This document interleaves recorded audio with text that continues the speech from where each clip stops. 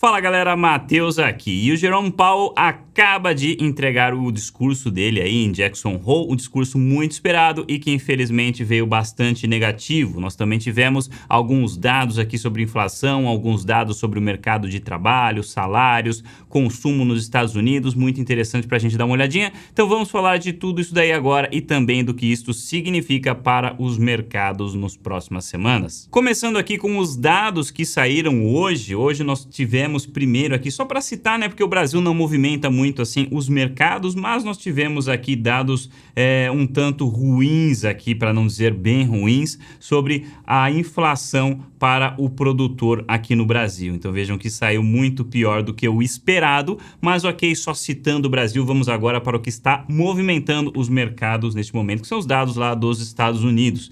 Nós tivemos dados bons aqui da inflação, a inflação mês a mês ela veio veio em linha com o esperado, né? Parabéns aí para a equipe econômica, ou seja, para os economistas aí do mercado que têm feito estas previsões, porque eles acertaram aqui muito em cima mesmo. Houve aqui uma deflação na variação do mês a mês, da inflação PCE, e a inflação Core também veio melhor do que era estimado pelos economistas, certo? Nós tivemos uma inflação Core, que é a inflação que não considera combustível e outros itens voláteis por aí, ou seja, uma inflação que não se beneficiou dessa queda dramática que teve no petróleo e mesmo assim ela continua vindo bem. Então, em termos de inflação, nós tivemos aqui dados muito bons para o mercado. Já em termos de salários, que é justamente este outro item que está aqui para vocês, nós tivemos aqui a variação dos salários e a variação também dos gastos ali do mercado de trabalho nos Estados Unidos,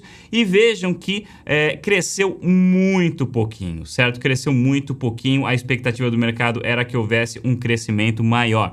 Isso, por um lado, é bom para a inflação, mas, por outro lado, é muito ruim para a economia, porque indica aí que nós provavelmente teremos uma desaceleração da atividade econômica, o que contribui para a teoria de que nós estamos vivendo já uma recessão lá no mercado dos Estados Unidos. Então, um sinal dúbio que não permite que a gente tire muitas conclusões por aqui.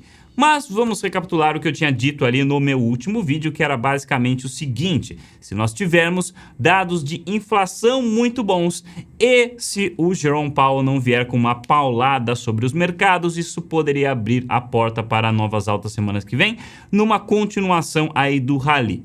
Então, em termos de passar no teste, vamos dizer assim, esta primeira etapa, vamos dizer que ela até passou, mas infelizmente o discurso de Jerome Powell foi paulada. Eu acompanhei o discurso em tempo real aí com o pessoal do Discord. Se você quiser participar, não deixe de conferir o link aí na descrição, certo? Fui comentando conforme o Jerome ia falando ali, ia dando o discurso deles. E desde o começo, desde que ele chegou ali no microfone, ficou muito clara a intensidade, assim, vamos dizer, a gravidade da mensagem que ele iria passar. Ele enfatizou bastante que ele seria, desta vez, muito curto e grosso, que normalmente o simpósio de Jackson Hole não era um lugar, assim, para anúncios muito drásticos, que era normalmente um lugar para debater economia de forma muito geral e que normalmente não afeta tantos mercados assim, mas que neste momento as coisas estão um pouco diferentes.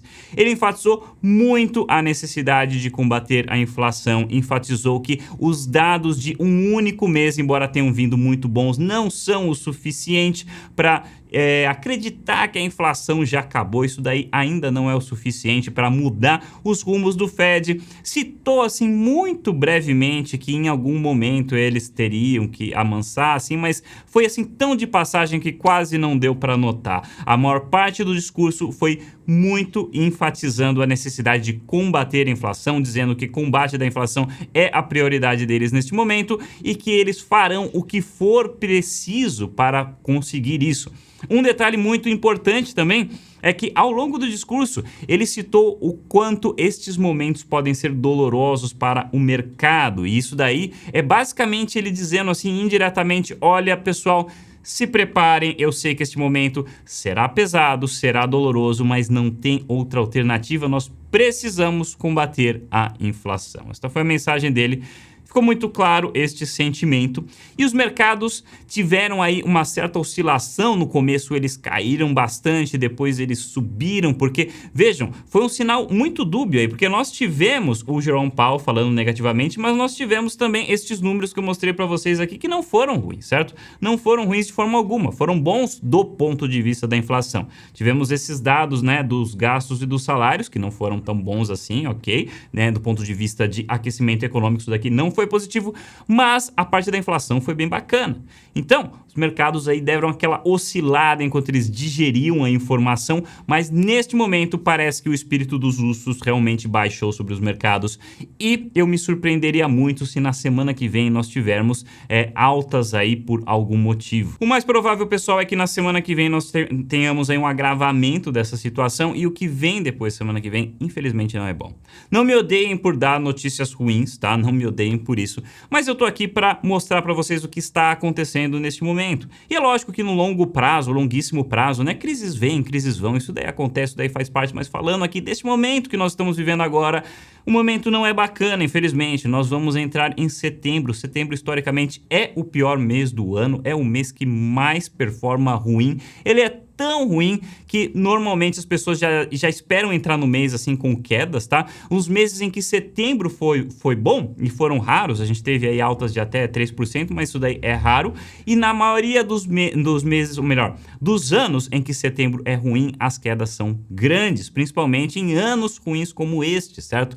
Historicamente, a média de queda em anos ruins é de 7% no mês de setembro. Então não é um mês mesmo para ficar muito animado, ainda mais com esse cenário todo que está acontecendo. Me surpreenderia muito, sinceramente, se nós tivermos uma reviravolta disso e por algum motivo as coisas começarem a subir em setembro. Não espero isso de forma alguma, ficarei muito surpreso se isso acontecer. E também quero mostrar para vocês aqui alguns indicadores, possivelmente indicadores antecedentes, que estão trazendo os mercados aqui para baixo e que podem entrar com força agora no mês de setembro. Primeira coisa, pessoal, nós estamos aqui com o sentimento do mercado já muito prejudicado, justamente esta linha em branco aqui que está apontando para baixo, na realidade não fez a minha marcação, agora sim fez a minha marcação, muito bem, e isso daí tende a impulsionar o S&P 500 para baixo também. Então, se nós estávamos vivendo aí um rally de bear market, esse rally muito provavelmente já chegou ao fim. Outro índice aqui, curva de 2 anos dos juros americano invertida, ela está mostrando todo este gap aqui com a S&P 500, veja o espaço que tem aqui também tendendo para puxar os preços aqui para baixo. E a volatilidade dos títulos norte-americanos que disparou recentemente, esse aqui embaixo é o VIX, ou seja, a volatilidade da bolsa.